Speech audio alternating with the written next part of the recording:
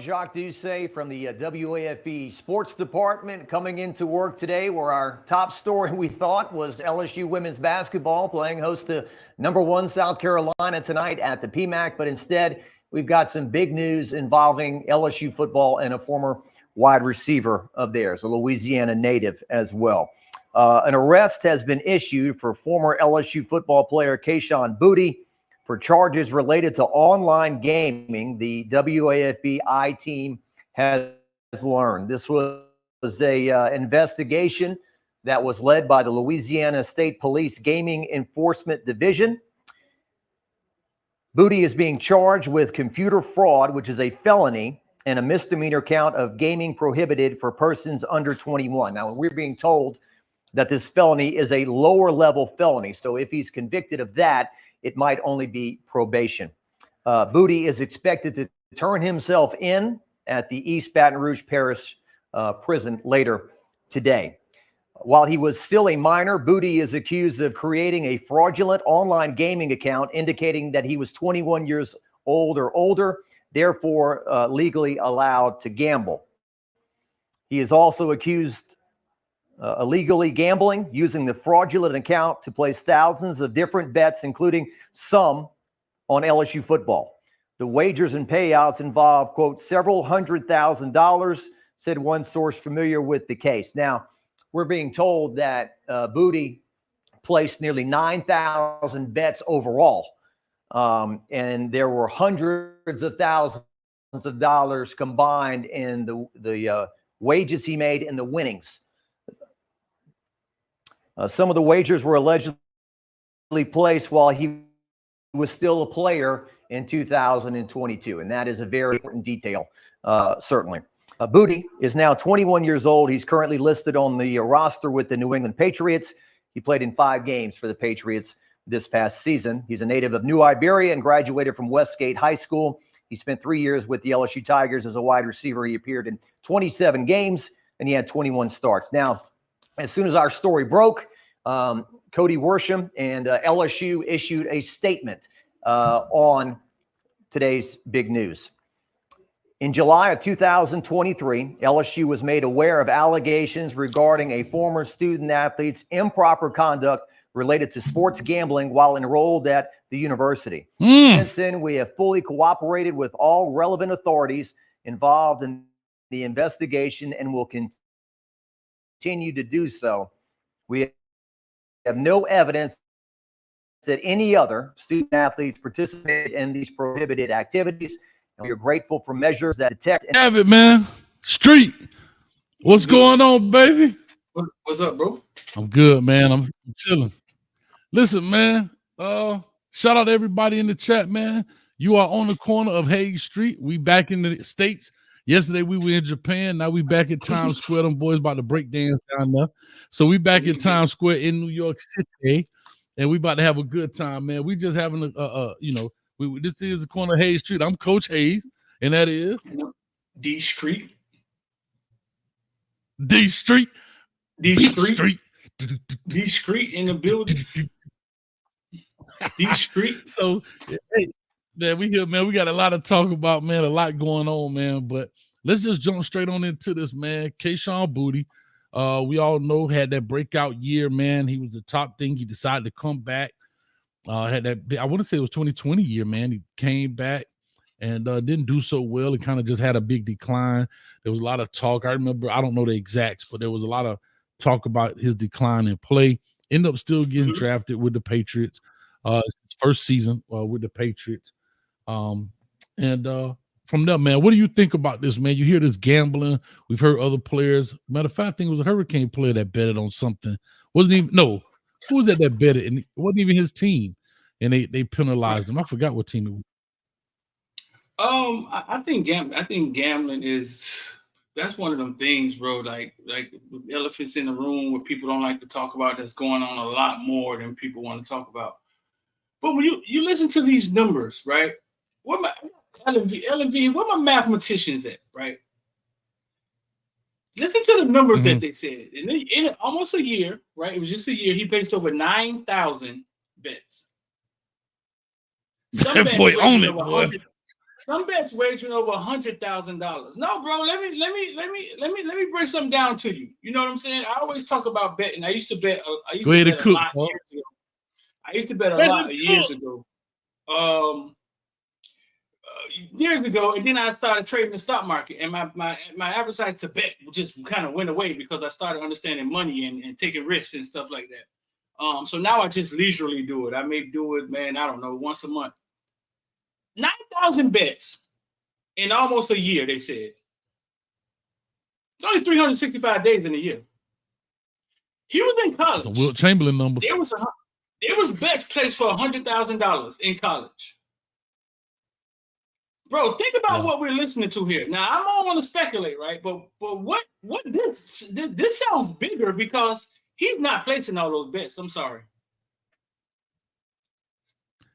No, my buddy may have been. No, he listen. Yeah, that's. He may have been the sports book, and now he may have. You know what's funny? You said I ain't think of that. That's too much. That's too much. I mean, I may be out of my rocker, but that's a lot. That's a lot. And that's maybe why they went after him, because I know he's no way he's the only kid running around here placing bets. And when they say he plays bets on himself, on his own yards, it may not even been him, but he may just be the one who did it. That boy put the count in his name too. That boy was loose out there, wasn't he? Boutte 1 was the name of the account. One I was called Boutte 1 and Boutte 2. Oh, that dog. And that right there don't sound. That don't sound too low key, if you ask me.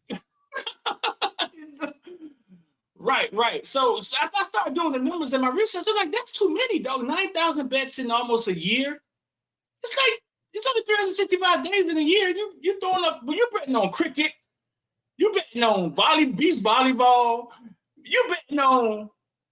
I bet you that stoplight changed before 30 seconds. I bet you. You be betting on everything. You just you're just out there just throwing, lobbing up bets. And I'll say this: it's funny you say that, right? Yeah. You did break that down. Yeah, I was saying when I first read it, I thought it was 89. You know, we read fast. I thought it was $8,900, and I'm like, bro, that's not even 10 grand, bro.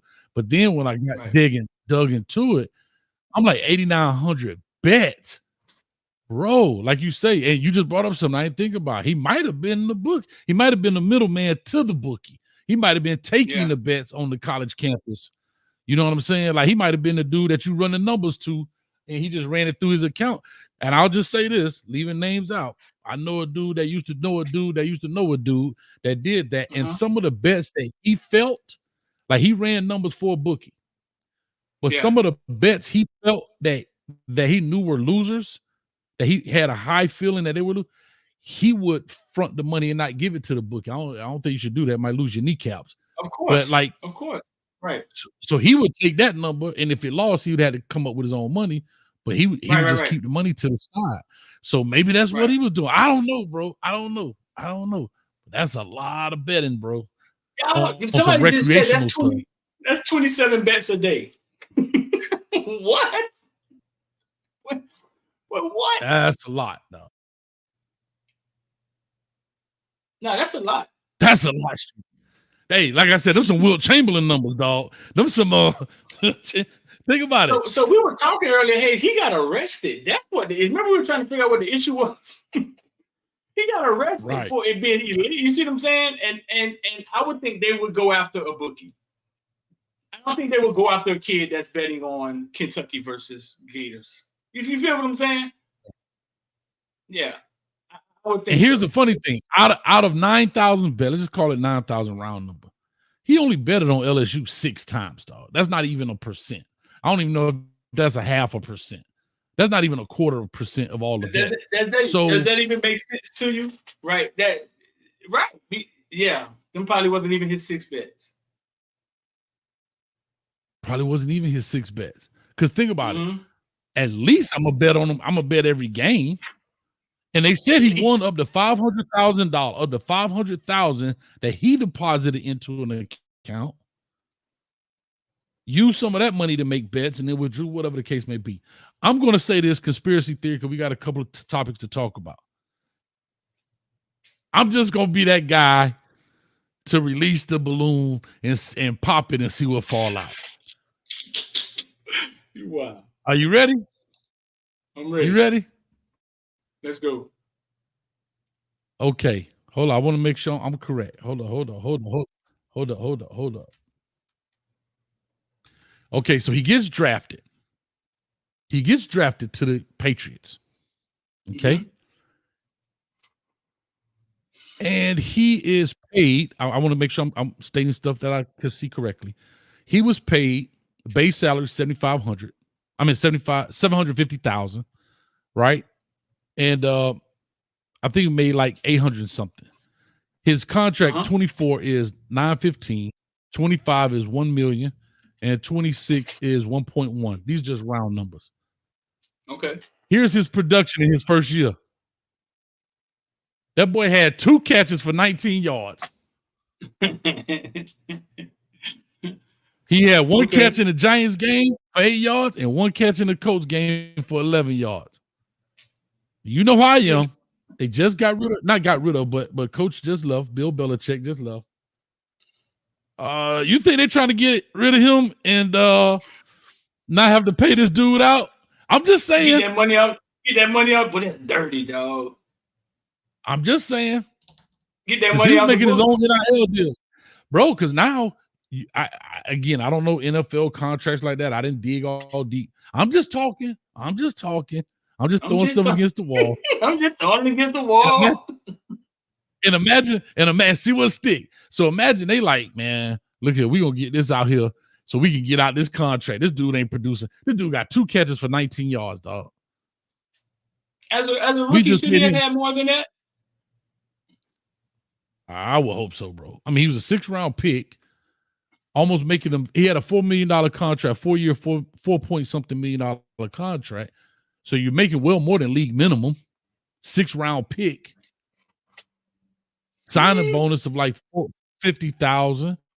I'm not saying it's bad money. I'm saying he got good money for where he's picked. No, but I think they're saying 6th round. Maybe we can get out of this. 6th round, you're a backup, right? Yeah, but 6th round is also, I mean, that's to me, that's a lot of money for a 6th rounder. Most 6th rounders, 7th rounders, they making way less. I mean, you talking about, I know some 3rd, 4th rounders that had $4 million, a $2 million deal 4 years though. You know, so they make it $500 a year. So, you know, we hear, $4 million deal, but if you break it up over 4 years, that's $1 million a year on average. I'm just saying, I know I'm being messy right there, but I was just saying, like, because these are businesses. And one thing I can tell you this, the NFL and these teams do their research now. Like, now let me tell you something, because you are an investment. The NFL hires former FBI agents, hire up on these chains, CIA guys. They do background check. So if you're going to tell me a reporter saw this bank account with this kind of money in it, you don't think the NFL, and this is way prior to NILs now, you don't think the NFL saw these bank accounts in it? Yeah, they send out, they send out investigators for every draft every year. I saw some people that used to do it. Bro, they used to call us. They even call the high school coach. Hey, coach, man, what you think about this guy, man? Such and such and such and such. Even the military. Right. I had a guy that was going to be a pilot. They call and say, Coach, have you ever heard John Doe ever talk about being in any kind of groups, any kind of militias? I'm like, no, he just played football, though. He was in the football gang. Other than that, no, he's good. Like, so these people vet these guys because you are an investment. You are an investment, and they want to know everything about you. Right. So I just threw that out there, man. What's your thought? You think my conspiracy theory is like way left, or you like, hey, how you on? I don't think a 6th rounder worth throwing under the bus. Not 6th round. But $4 million, though. I think he got in it. I think he got. See, this the same guy that got into had the little issue with the players and the equipment girl or the girl at LSU. Correct. That's it. They had like a sex ring, whatever they kind of claim. Same guy. You know what I'm saying? I think when you get into gambling and betting and booking and taking people money and not taking people money, I think that's going to. I think that a lot of times, if you're not a sports book and you don't just have a software and you're doing hand-to-hand stuff like that, I think eventually it's going to go bad. Somebody ain't gonna get paid. Somebody not gonna pay their tab. Somebody don't want to pay. Somebody don't want to pay. You know what I'm saying? You got people betting on air, on credit. They got a tab. I just think it go bad, and somebody don't turn them in. Somebody trying to extort them. I'm with you with that. I just threw it out there because I'm saying, dog, if I'm paying you $4 million for 2 catches, bruh, my ROI is real low. My return on investment ain't looking too hot right now, dog. Yeah. You understand what I'm saying? Somebody probably trying to extort them. These players don't never come out and tell stories like that when people trying to extort them. Dog, I tell you, the bookie, dog. You better send me 50,000, and I'll turn you in. A baby mama trying to. These players don't. I don't know what they never speak out on stuff like that. But whoever it is, they went through with it. They went through with it. Whoever it is. Before we move on, let's do a couple of shout out, man. Shout out to the people. If you see people in green, we are live on YouTube, Twitter, and Instagram now. So we're gonna build up that Instagram. My social media need a CPR, and we working on it, man. So we are live there. We dual streaming this as well, man. And we just having a good time, man. We just talking about just the latest topics. We come on every day at 7. Monday through Friday at 7, man. Street, any shout outs you want to get any people out there, man? Shout out, man. Let's see. Shout out. Who I got in here, man? Probably the usual suspects. LFG. We don't. Hold on. I got Instagram up on here. Type fast. Well, she type fast, boy. Well, she quick, boy. Lightning fast. I don't know. She got 4 hands. She like this. She probably got 4 hands or something, dog. She be typing fast in the mug. Shout out to my cousin over there. My cousin. J. Rallo, what's up, cousin? I see you in the building. Yeah, that's my cousin. He's from New York, son. Yeah, it's my cousin. But yeah, man. So we having a good time with it, man. What's next on the bulletin board up here, man? What we got up here on the billboard? What we got up here, man? What's going on out here today, man? Say less. You want to skip Jim Harbaugh started off a little rocky at Michigan, man, but he ended up winning the old national championship. And at the height of this thing, Jim Harbaugh finna sell at the top. Buy low, sell high. He's selling high. He done jumped out of there with Michigan and went to the Chargers. But that's not it with this story because Jim Harbaugh in Michigan is under investigation, right, Hayes? For sure. NCAA looking at him. They might get a little. Next person get that job might not be getting the same job. Might be a little. You know what's funny? Job, you know what's funny, right? On that job when they get in there. Because I've been pushing for Sharon Moore to get this job, right? The offensive coordinator has been there with him for a long time. I've been pushing for him, but then as I start thinking about it, Street, I'm pushing for him to get the job. I thought he's the coach. For people that don't know, Sharon Moore was the offensive tackle, tight end, offensive tackle coach, became the OC. When Jim Harbaugh was suspended for those first 3 games, Sharon Moore took over. And then he got suspended for the last 3 games. Sharon Moore took over and ended up beating the top-ranked Penn State and the top-ranked Ohio State team to keep them undefeated, 15-0, to going into the playoffs. So basically, he was the head coach for 6 of those 12 games, regular season games, and and so I'm saying, why would he not be the perfect candidate for the job?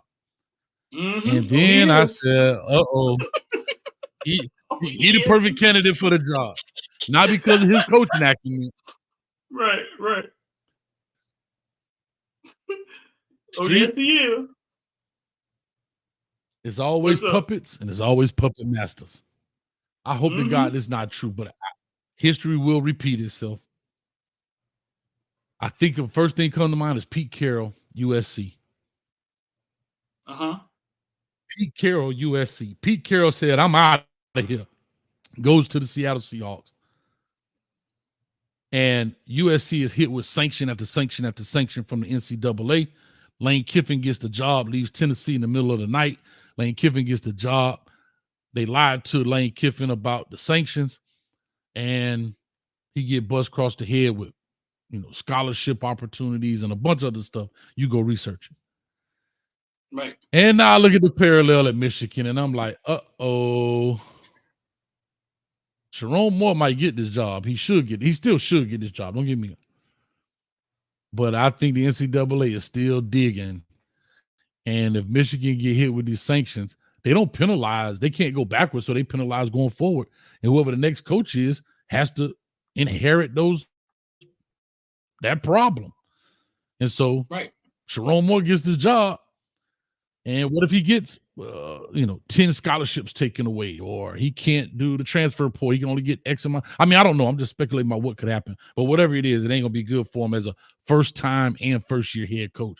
What's your thoughts? You think I'm on track? You think I'm like, some conspiracy theorist, flat earther, or what? This one gets a little complicated, you ask me, because they just won the national championship, bro. And now you're taking over a team that just won the national championship, but walking in knowing that the program may be under scrutiny, or maybe not, that Harbaugh is gone. Maybe they just wanted Harbaugh.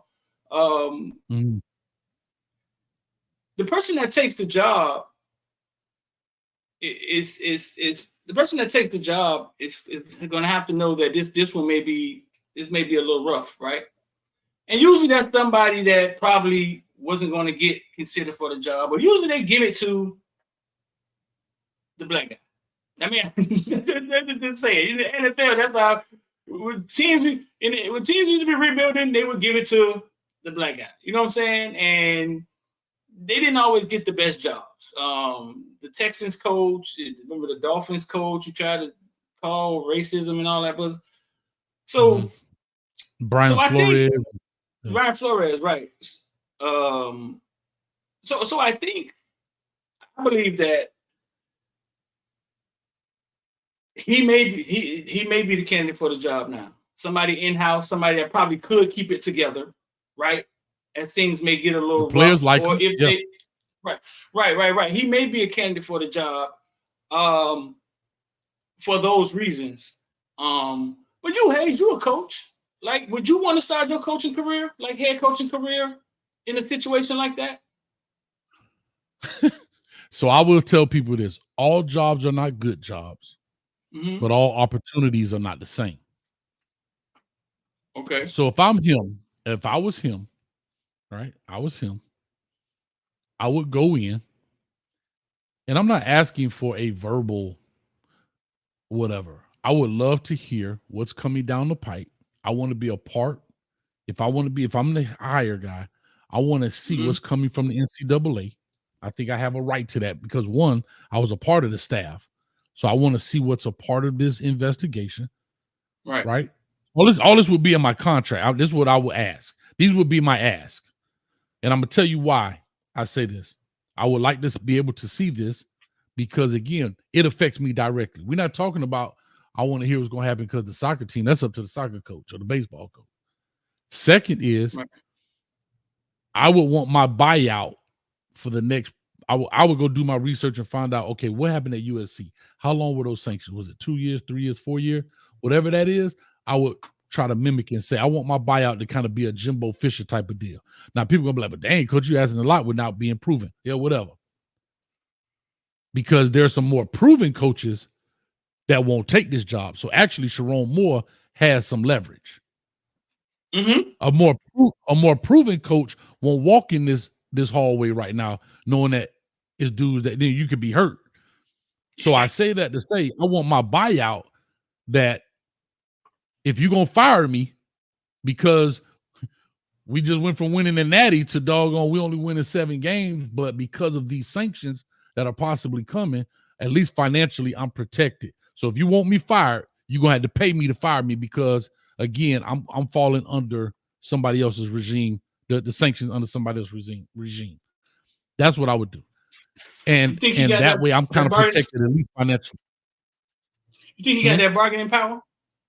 You think he got that bargaining power? The way he was crying after that game, I think he'll just be happy to get handed the keys. And he type of dude put it in God's hand. Mm-hmm. Hey, you put it in God. Lord. I don't have no problem. God, Listen, I don't have no problem putting stuff in God's hands, but I'll tell you what my grandfather always told me: God help those who help themselves. So you better start helping yourself as well. And what I mean is, put yourself in a situation where you can't hurt yourself, because there is a such thing as career suicide. You're a first-time head coach, first-year head coach. Let's call it what it is. You're a brother, and you go out here and crap the bed on this. Nobody cares that you were under sanctions. Nobody cares. Nobody's gonna go back and think, well, you know what? He went 6-6 because they lost 15 scholarships. Right. They're not thinking like that. So that's just me. If you ask me, that's how I would have. It'll just be your record, right? Nobody thinks about the stats. Right. Right. Nobody's thinking about that. Nobody's thinking about that. Mm-hmm. I think that's the unique situation. I think that's the unique situation.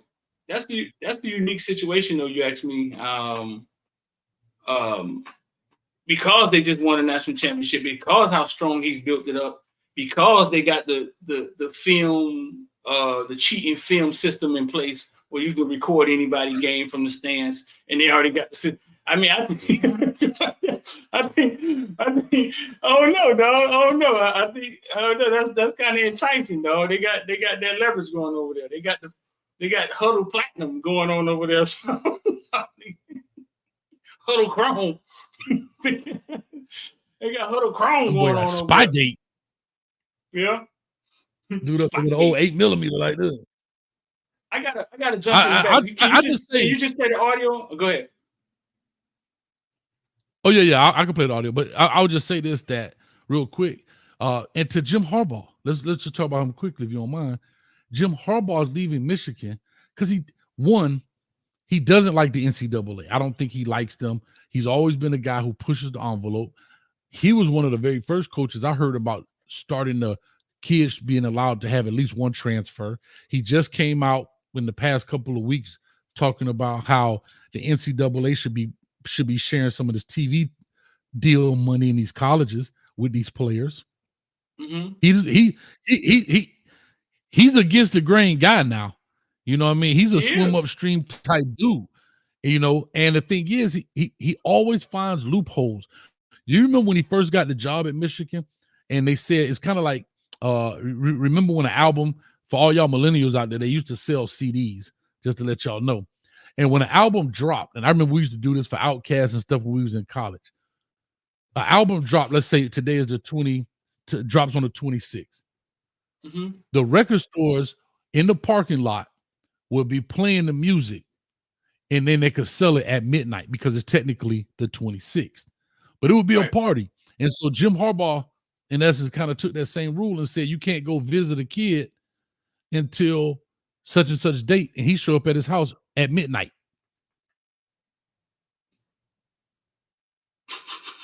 You see what I'm saying?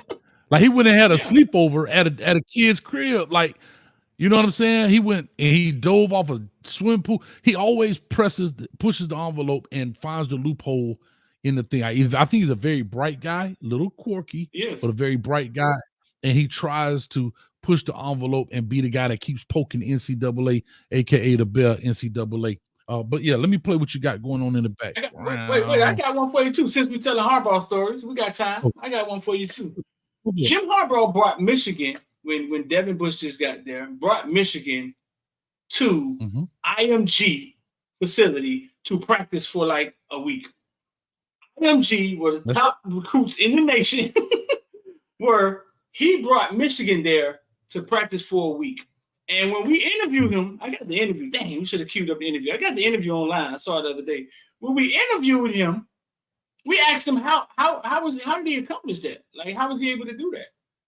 He said he found a rule in the NCAA book. Basically says if your sports team lives in a place where the weather climate doesn't fit the sport, you could move your training and go train somewhere else. So basically what it was swimming. it was swimming. He found a swim team from back in the day said that we can't swim and practice outside because it's frozen. So we need to go swim somewhere else and find another practice. So he said, hey, it's cold in Michigan. so we gonna pick up and go practice in Florida for a week, and it just happened to be at IMG. Wow. Yeah, bro. They find rules, and he does that. That's the kind of guy that's the whole thing when he was taking them abroad, right? I remember, like I said, we had a kid being recruited there, and then Devin Bush was there, his son Devin Bush, and Devin Gill was there, Josh Metellus, who now I think he still plays for Minnesota. So those three guys came from that Flanagan team. But he would take them abroad. They went to Paris. Bro, this dude went to Rome. This dude took the Pope. I don't know what Pope it is. Pope John Paul, whatever. I don't know. Not trying to be disrespectful. I just don't know the name. He took the Pope a Michigan winged helmet. That's what they call the blue with the yellow stripe. And some Jordans, dog. What the Pope finna do with a Michigan wing helmet and some Jordans, some J's? What are you gonna wear them up under his thing? Bro, I got seen pictures of it, but I did like that, right? And people were like, oh, you got to win games. I forgot who it was that was there. And somebody said, oh, who cares about going out of town? Yada, yada, yada. You know what I mean? You got to win games and so forth and this, that, and the other. And, of course, they went over there and practiced and all of that kind of stuff. It was a little pretty practice. But these kids had a chance to go to a place that most of them may not go. Yeah, just because you play at these Power 5 programs, you're not going to be rich. They went to Normandy. Right, and they got a chance to bring back a vial of sand from Normandy, the storming of Normandy. You know that from the military. Somebody said put it in the Vatican. Yeah, they went to the Vatican and gave the Pope a helmet and some Jordans. He was one of the very first schools to bring Jordan in the football. Like, the dude does some innovative stuff, man. He does. He was big on that satellite camp stuff when Nick Saban got mad. Oh yeah, Nick Saban didn't like that at all, man. But again, that was a way of putting your program out there.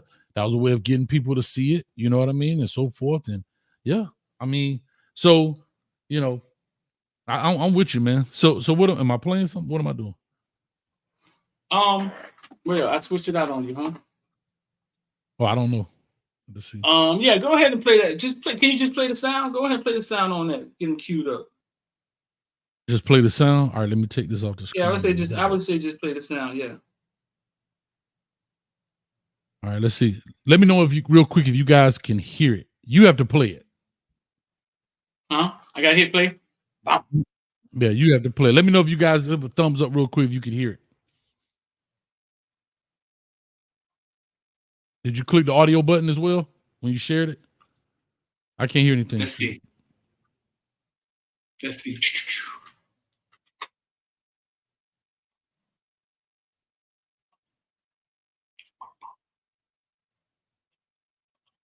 And while he's doing that, we will say, I would like to hear in the chat, how do you think Jim Harbaugh will do at the Chargers? He and his brother went to the Super Bowl and fought it out. The Ravens versus the 49ers. That's right. Let's go. And everything else. All right, let me add it here to the stage. I didn't see the actual clip or what Skip Bayless said, but it started getting viral. Like anyone who says Barry Sanders is overrated is. So I had the graphic Barry. So basically what happened, Skip Bayless came out and said that Barry Sanders, like of all people to go at.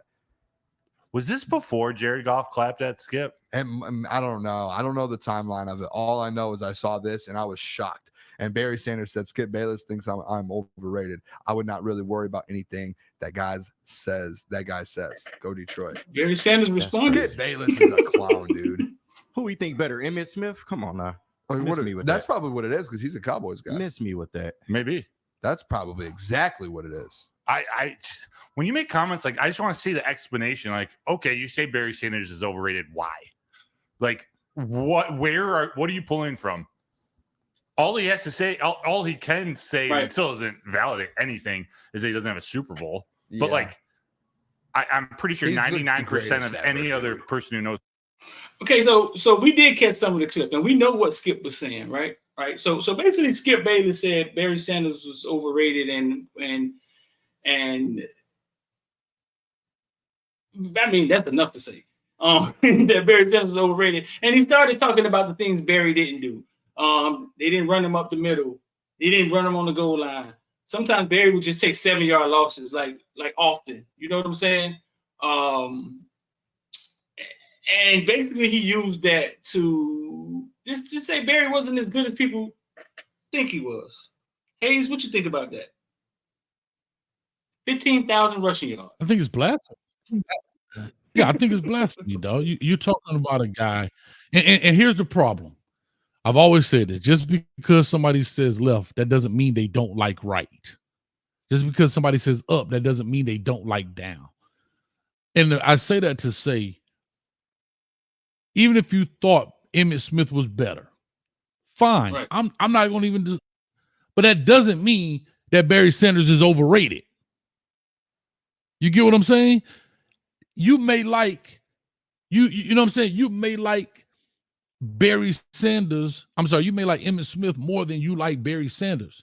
But that doesn't mean Barry Sanders is overrated.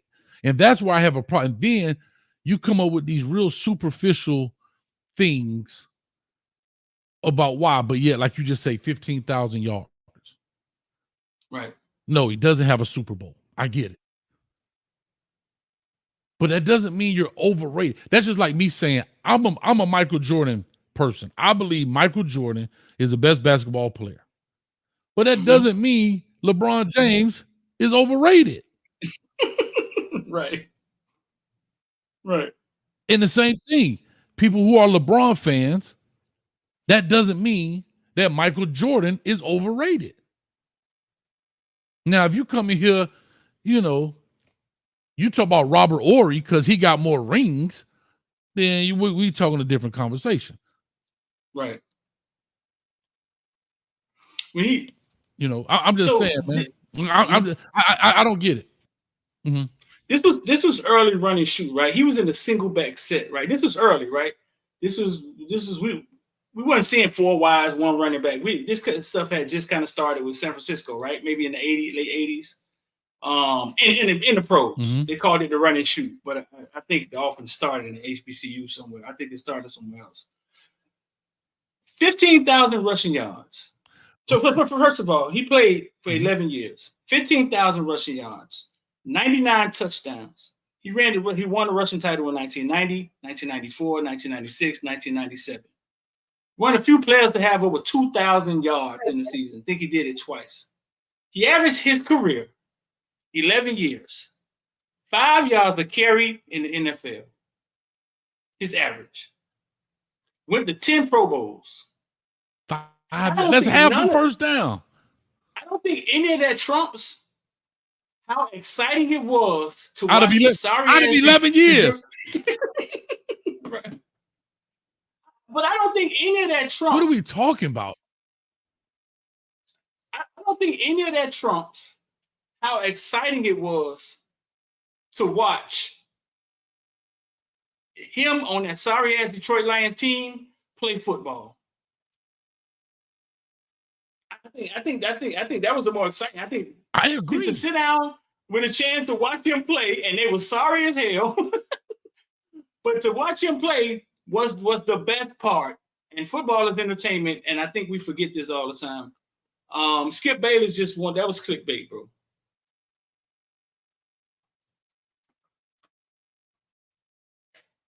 Yeah, that was to me, Skip Bayless, right? I'm not buying Skip Bayless on this. Uh-oh. Are we out? What? Yeah, to me, I mean, I know that the numbers may be going down. I know there's been some talk about that and so forth and so on. But that's asinine, dog. Like, this is the kind of stuff where we talk about saying people need to apologize, and you make people apologize. You need to, if I'm Barry Sanders, I would go to his show, sit across from him, and now you got to explain to me, brother. You got to explain to me to my face.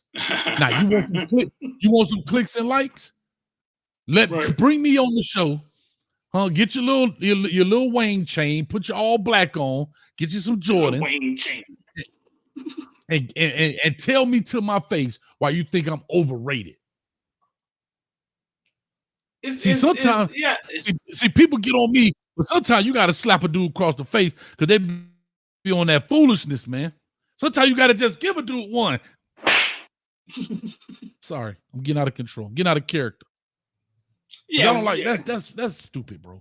That's stupid.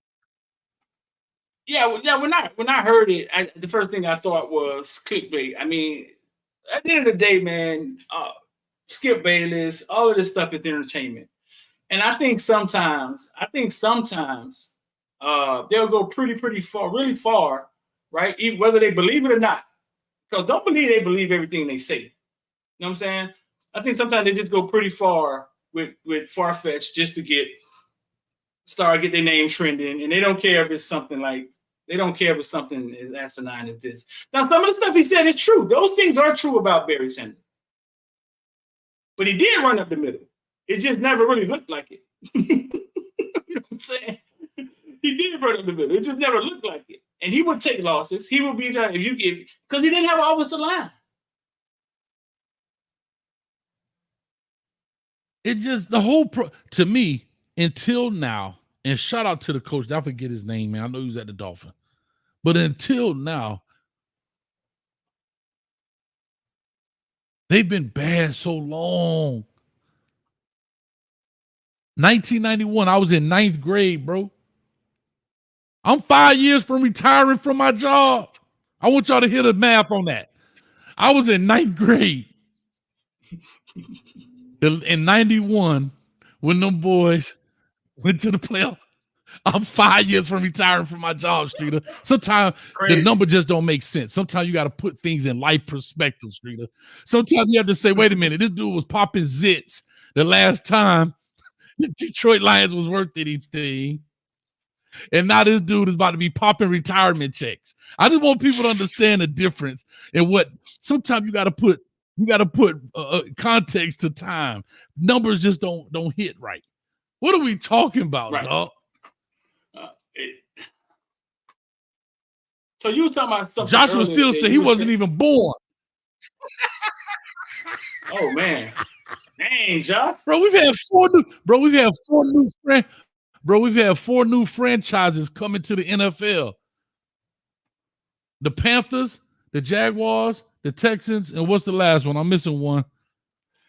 Panthers, Jaguars, Texans. Las Vegas.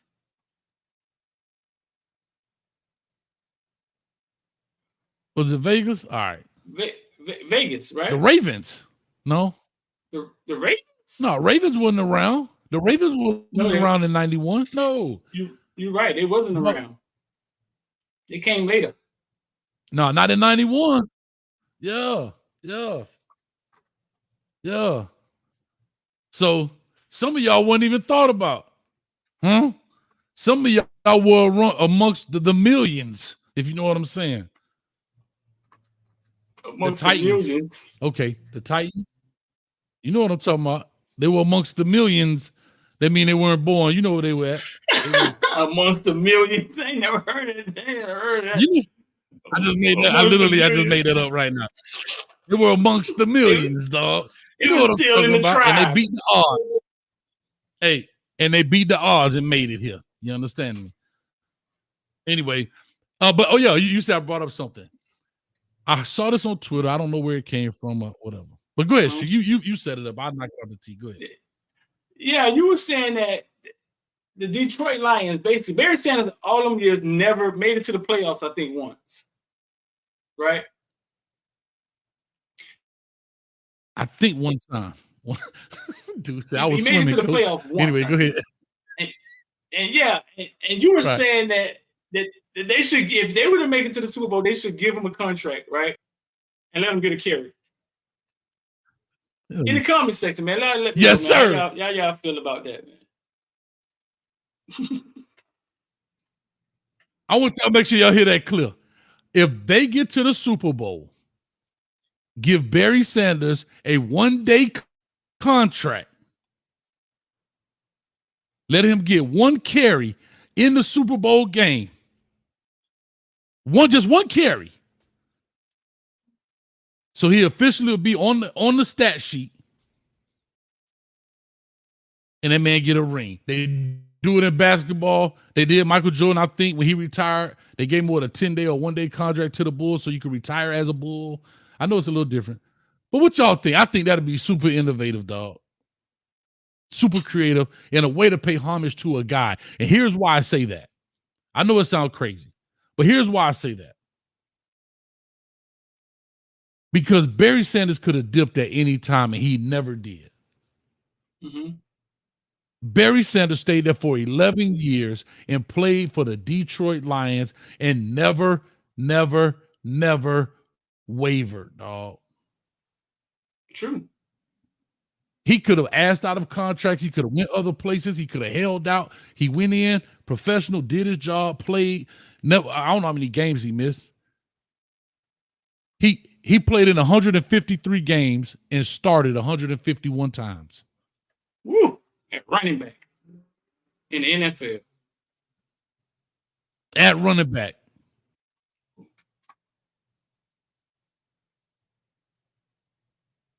I don't know what y'all say. Let me get a thumbs up or a thumbs down.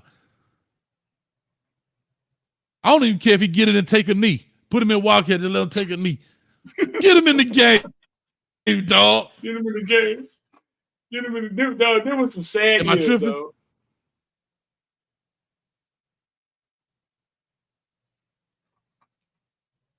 Am I tripping, bro? They could give him a contract. I don't know about letting him get a carry. I don't know. Now you make it. I don't know. We're trying to win ball games here. Now you're making a spectacle out of it. I don't know, dog. Okay, I might be going too far. I'm all right. I might be going too far. But at least put him on the roster. Put him on the roster. 1-day contract. Hey, He can be on the roster. Hey. Full uniform, dog. Full uniform. Make him the Knee pads and all, dog. Butt pad and let him eat some sunflower seeds. Butt pad and all? Heck no. Butt pad and all. Butt pad and all. Hey, you need that butt pad. He gonna be sitting on the bench. He need that butt pad. He gonna be sitting on the bench. He got to be comfy, dog, in the Super Bowl. Or at least, let him run them out the tunnel in uniform, and then he go get dressed and then go party. In uniform. Come on, dog. He would never do it. Now that's fire right there. Let him lead them out. How about this? Run him out, riding the lion in the Super Bowl. Saying yippee-ki-yay. About damn time. Shout out to Zay, man. What's up with your ex man in the building, my dog Zay? I'm just talking trap. I'm having fun with it, but at the same time, Street, what you think, man? Am I too crazy? That's too much, dog. That's too much. Yeah, dog. Yeah, dog. But I think make him the honorary running back coach.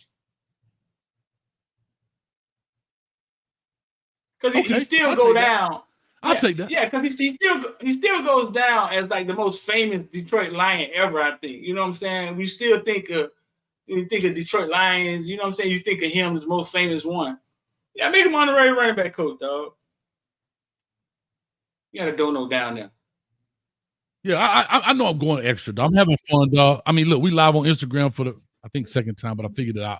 So I'm just having fun with it. But y'all know what my whole intention is to say, honor the guy who was loyal to the program in some form or fashion. I know I'm going too far to my suit him up. I get it. I'm not crazy. I'm not Skip Bayless, but I am having fun with it.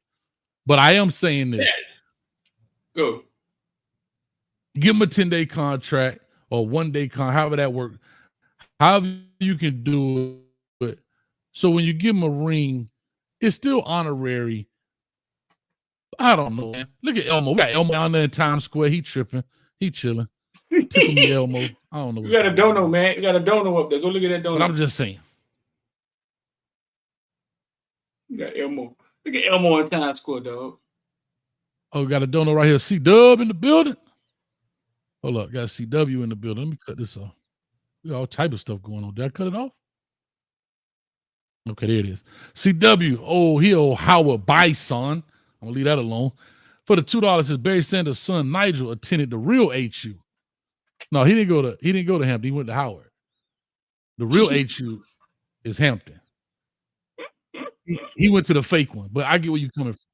I get where you're coming from, CW. I get where you're coming from. But anyway, we 50 minutes in. Y'all know we do just an hour. I need you. I don't see how, man.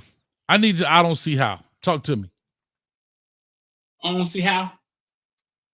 I need. I don't see how Shad. I don't see how Shad is typing my daddy name in the comment section. I don't see how. I don't see how. Who is Richard Streeter, Shad? That's the old boy. That's the old boy. Talk to me. I don't know what that was about. I don't know what Shad got going on over there. I don't know. That boy got you on LinkedIn or something. He done seen who you related to and Spokio, whatever this other crap is. That boy done LinkedIn you or something like that. Just randomly type a name, Richard Streeter. Shit, got too much time on his hands. That's what it is. I don't see how. And I'm finna go back to my HBCU love. I don't see how in the world FAMU don't have no head coach yet, dog. What is going on at our HBCUs, dog?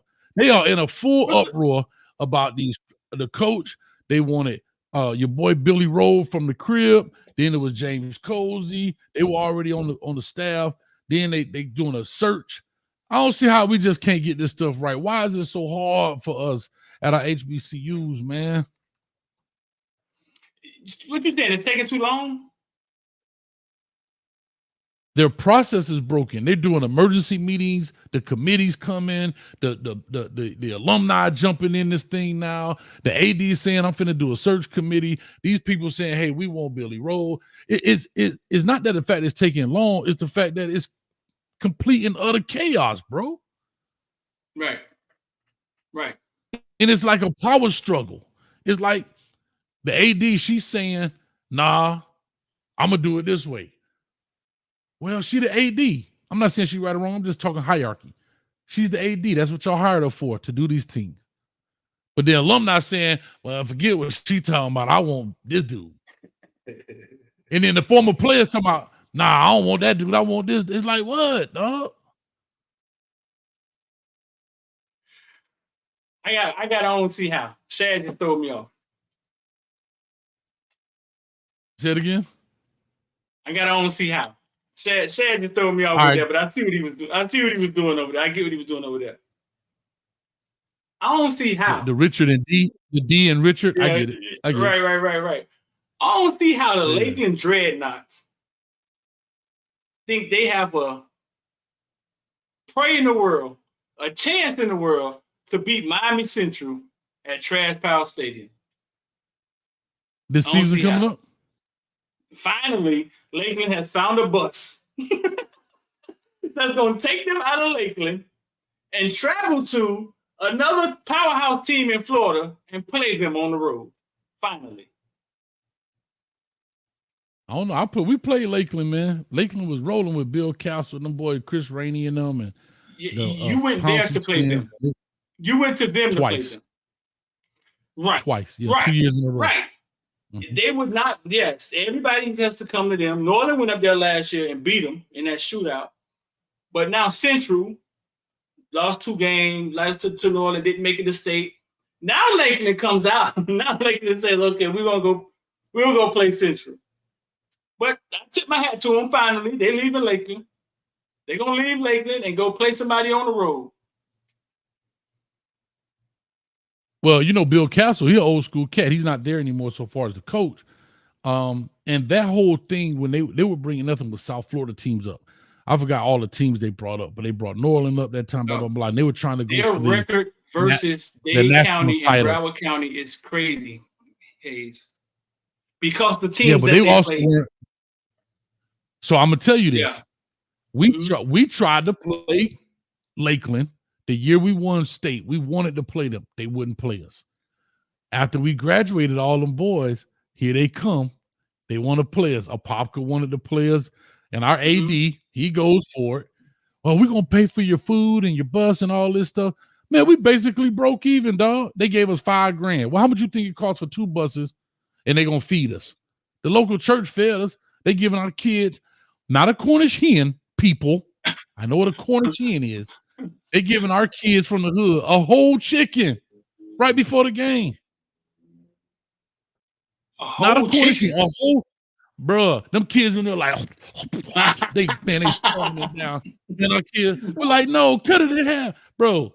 But anyway, they were playing the thing to get South Florida teams. If you really go look at a lot of those South Florida teams and Broward County teams, they weren't the gangsters of it. I have to be honest. They caught us on the bad end. They played like a crop one year. They played North Miami. They brought all these Miami teams, but they didn't play the Northwesterns, those teams that was heavy hitters. Even Central at the time was good at that time. But they keep hanging their hat on when they were really, really good, and they used to beat up on St. Thomas. It's the crazy argument that they have, right? So when they were really, really good, St. Thomas couldn't beat them, and they hang their hat on that, and then they tell you their record against Miami, the Dade County team, just like 30 and it's something crazy, 30-2 or 30. But they somehow they evaded the American heritage, and they evaded Central and Northwestern. The whole you're in the same state with them. How you missed them? They didn't play them. They won't agree to play them, bro. They won't go outside. Yeah, they won't play them. They won't play them, especially if they know you got a squad. Now, I'll say this: outside of our state's championship, what I think is the greatest ending, me personally, of all time. I'm biased, and I'll take that. The Lakeland St. Thomas game at Pro Player Stadium or whatever, Sharkland Stadium, whatever it was called at the time, was crazy. Don't tell nobody. I faked sick in the middle of the day so I could go to the game. I went and told the principal, I said, my stomach hurt. I got to go home. Man, I drove straight down 199, boy, bust that right in the stadium. I'm in that thing like this. And that's when I saw Major Wright and Chris Rainey. They was going toe-to-toe, boy. And whoever Major Wright is, because we didn't know who he was at the time. You know, the internet wasn't as big as it is today with the huddle and recruit. Bro, that number 21 was thumping, boy. And everybody in the stadium like, who in the is Major Wright? Bruh. He made a name for himself. I think they went to what, 6 or 7 overtimes? Some crazy number. That was a crazy game. Yeah. That was a crazy game. But no, and you know this for a fact. You know for a fact that Miami Central, Northwestern, all these schools have picked up the phone and called Lakeland and said, "Hey, we will come to you. We want to play." That's the elephant in the room, because we've seen these schools travel to play teams across the country. American Heritage, Central, Lakeland. They'll go anywhere and play anybody. What? You think they skip Lakeland? Lakeland was saying no. No, we ain't coming to you, and no, y'all ain't coming to us. Go find somebody else to play. Yeah. Now I'll say this: I don't know who the new coach is and the new ADs and the new administration, but at the time Castle was there, they were very strategic about who they played. And at that time, they were trying to get that whole national, because they had the Chris Rainey, the Pouncy twin, Mob Black, and them boy. They had some ball players, bro, in Lakeland, man. And they were really good. So they were really good then. Yeah, back in the days, they were really very good, bro. Yeah, right. And that's the argument that they make, because they were never. They remember Carol City went up there and beat the death out of them with Naquan Wright. Oh, beat the brakes off. Oh, that was a little bit later. That was later on. Yeah, a little bit later on. But they're living on the mystique of those Chris Rainey Pouncy years when they were dominating people. And then he just basically took his record and strategically protected his record. That's it. True. He strategically protected his record. Yeah. And again, right now, Central, I'll give a shout out to Central, shout out to AJ Snipes, Roland Smith, and them boys. The principal at the time, I don't know who the current principal is, but Greg Bethune. They said they'll play anybody. And Lord knows they played any and everybody. They went to Bishop Gorman. They went to I don't know, you name it, they went there and they played them and whatever the case may be. So shout out to them boys, man. But listen, I will go by real fast, Street. Real fast. Coach got to go get them. I got to go get on my walkathon. I got to get 5, boy. Little chubby around the tubby, so I got to tighten up, man. Well, you walk with on that the being treadmill, said, you walk on. Nah, man, I got to get out in the bar. I can't walk on the treadmill. I feel like a lab rat. Yeet, yeet, yeet, yeet, yeet, yeet. Nah, I can't do that. Wow, man. I'm just saying, it sounds crazy. You know what I mean? So, anyway, man, good show, man. Appreciate it, man. Any last closing words?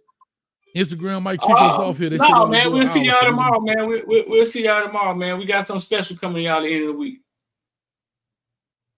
Let's do it. Street, I'm gonna call you right after this, man. Peace, love, and hair grease. We out of here, man. And you have been on the corner of Hayes Street. I'm Coach Hayes. That's D Streeter. And I'm D Streeter, Town Square today, baby. Yeah. Richard Streeter. Peace.